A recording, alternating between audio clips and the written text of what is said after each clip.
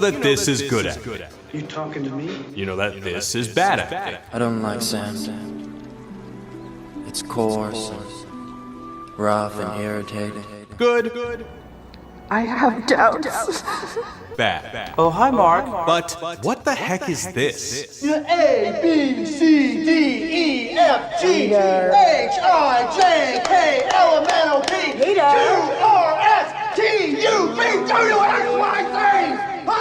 Here we see Nick Cage in the 1988 film Vampire's Kiss, a performance that spawned 20 million memes. In a film with otherwise normal performances and cinematography, Cage spoke like this. The work's not just gonna go away, Alba.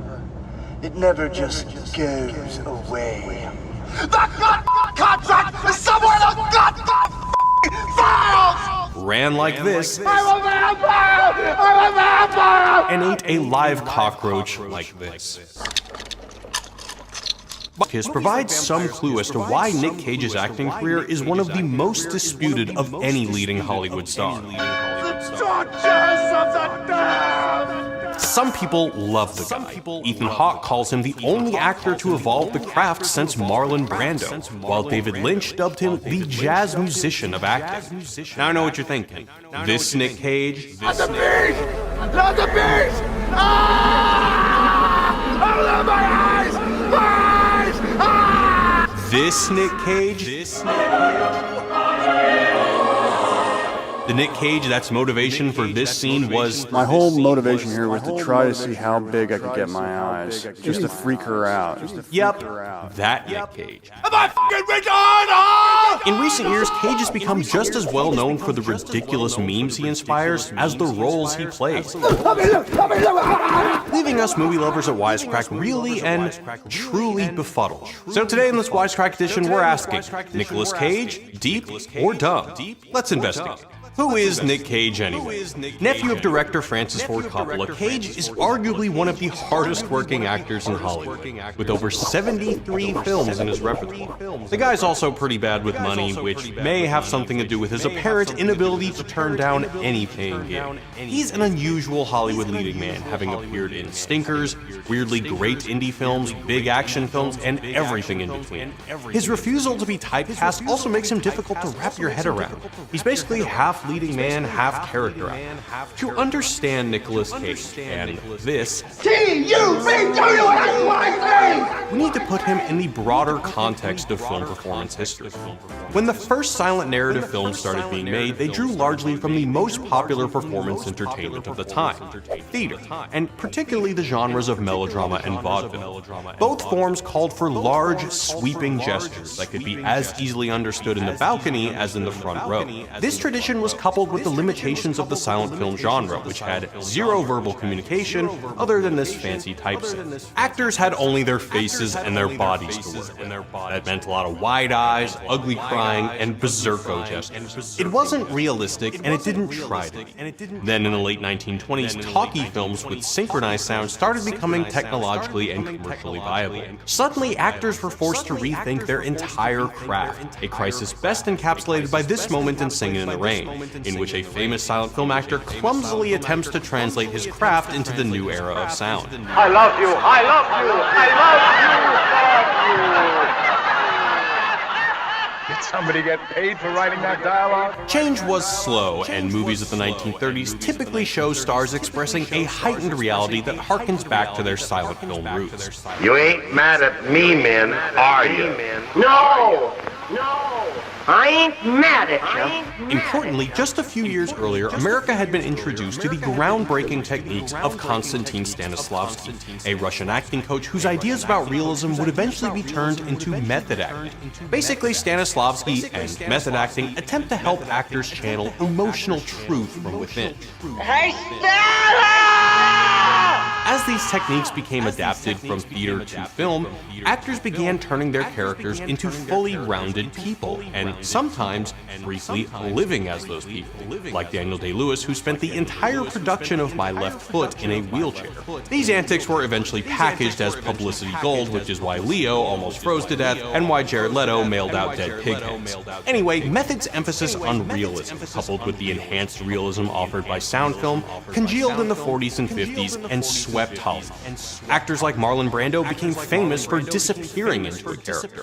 While there have certainly been ripples of other directing and acting styles, such as the dementedly over-the-top campy performances seen in John Waters' films, Someone will pay with their life for the grossly offensive act. Mama, nobody sends you a turn and expects to live. Nobody. there's remained an overwhelming emphasis on realism as the goal of acting for film. We typically award Oscars to actors who have disappeared into their roles, frequently while portraying real people, which is all well and good, except when we become dogmatic about it. Cinema scholar Carol Zucker argues that the idea that acting for film should adhere to a standard of gestural and psychological verisimilitude, i.e. realness or trueness, suggests a limited vision of performance.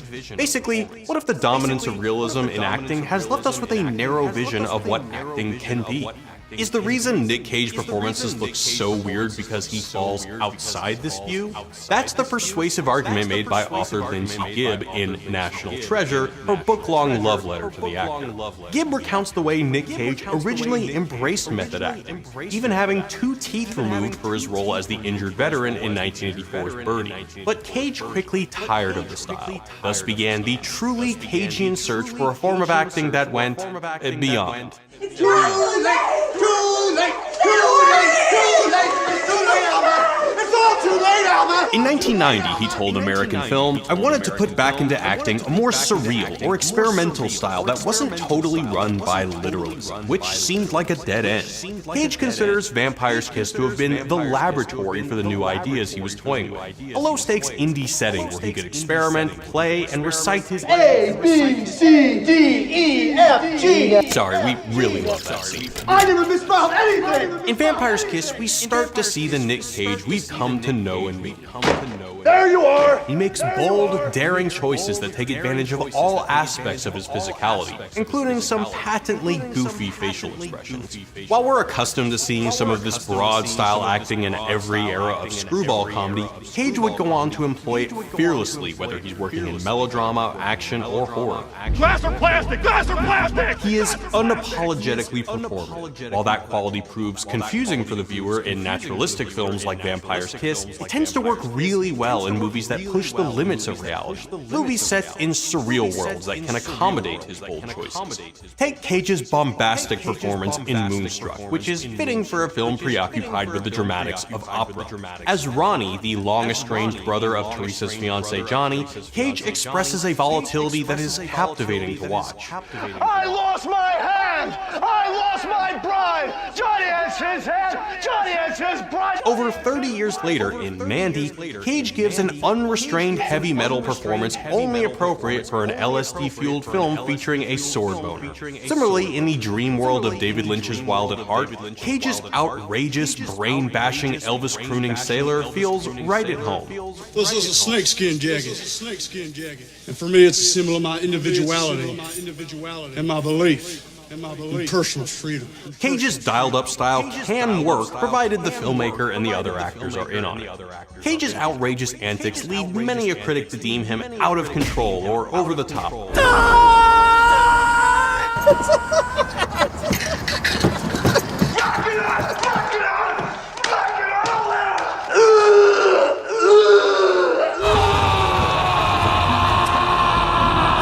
But understanding how he approaches his craft kinda changes everything.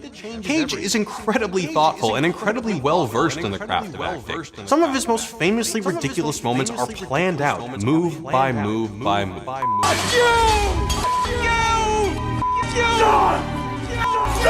Take the famous alphabet recitation, of which Cage says every one of those moves, each hand clap, hip thrust, pout, and holler was carefully thought and planned out.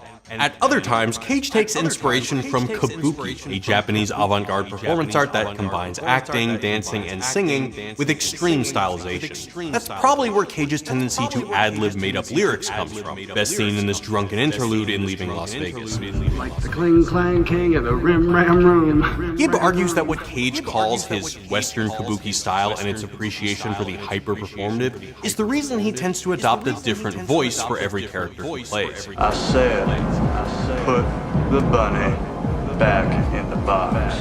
For his own part, Cage says his vocal experimentation has been an attempt to use his voice in an almost heavy metal or operatic or baroque way. Have you ever been dragged to the sidewalk and beat until you Pissed blood! Indeed, it doesn't get more heavy metal than his screaming scenes in Man.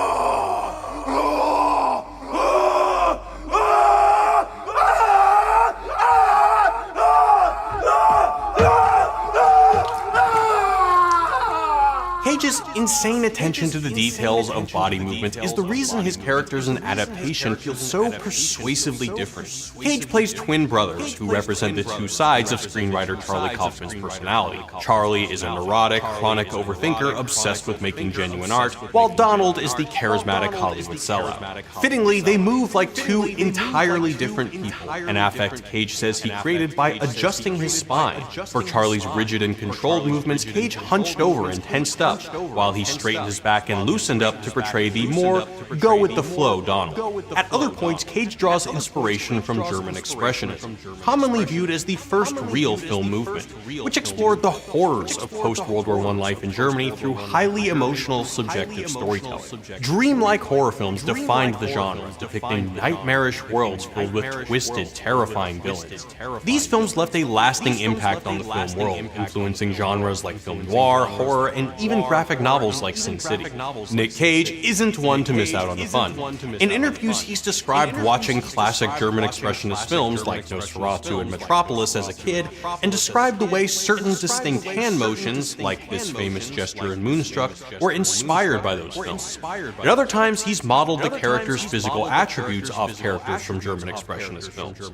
Other times, he'll take things to a more mystical level. Take his role as Johnny Blaze in Ghost Rider, a performance that was widely panned. Gibb describes how Cage adopted what he calls Nouveau shamanism, in which he integrated Afro-Caribbean techniques and sewed thousand-year-old Egyptian artifacts into his clothing. He also prepared by painting his face white and black like a voodoo priest. All these techniques were meant to trick him into thinking he's a character from another dimension with special powers. Now keep in mind this was all in preparation for this role. Rather than phoning in his superhero turn, Cage decided to push the boundaries of what is comfortable. For his Oscar-winning performance in Leaving Las Vegas, Cage studied cinema's most convincing alcoholics, and even hired a drunk actor to hang out with him in his trailer. As a constant student of the craft, he takes on roles not because they'll improve his reputation, clearly. Instead, he tries radically new genres, roles, and pulls from new influences. Whether he's channeling ancient vampires or even more ancient shamans, Nicolas Cage defiantly refuses to conform to realism, drawing into question why that's even a benchmark for our understanding of good acting. We don't fault the song Yellow Submarine for unrealistically depicting the aquatic life. Modernist authors like Virginia Woolf are deemed revolutionary for the way their highly stylized novels depict life in the abstract, creating unreliable timelines and dreamlike narratives. Meanwhile, musicians like Arnold Schoenberg and John Cage are considered geniuses for breaking every rule of normal music making. So, why do we consider a departure from realism to be an explicitly bad thing only when it comes to acting? Well, we'll venture a guess. Film, with its close-ups and point-of-view shots, is arguably the most intimate art form. When we so closely identify with a central character, we naturally expect the performer to behave approximately the way that we would. Part of why Nick Cage can be so maddening to watch is that he specifically refuses to do just that. Well, I think you better pull the trigger, because I don't give a f***. He's also generally working with people who don't ascribe to his acting philosophy, like if a death metal singer subbed in at his local church choir. His wild reactions and bug-eyed expressions confuse our expectations. They also make for particularly ridiculous moments that, in a meme which erases the context of the film, makes his performance seem ridiculous. But what if there are actual merits to his out-there performance style? Compare Nicolas Cage's Peter in Vampire's Kiss to Christian Bale's charismatic and murderous Patrick Bateman in American Psycho. While both films are poking fun at the corporate yuppie culture of the 80s, Bale's Bateman has become an iconic anti-hero who is weirdly revered and perversely admired for his highly specific brand of social status obsessiveness. Look at that subtle off-white coloring. The tasteful thickness of it. Oh my God. It even has a watermark. In comparison, Cage's Peter is so inaccessible, so clearly performative, that he runs no risk of becoming sympathetic to the audience.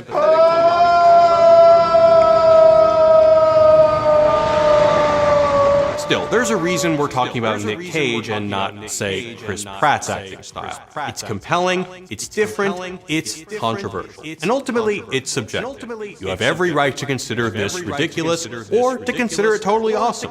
Either way, we'd argue that with a few more Nick Cages, Hollywood might just be a lot more interesting. You don't have to be president of your local Nick Cage fan club to construe value in what he's doing. In fact, you can straight up find him absurd. No matter what, you gotta admit, he's pretty interesting. So, what do you think? Is Nick Cage deep or dumb? Well, it could prove to be useful information. Maybe!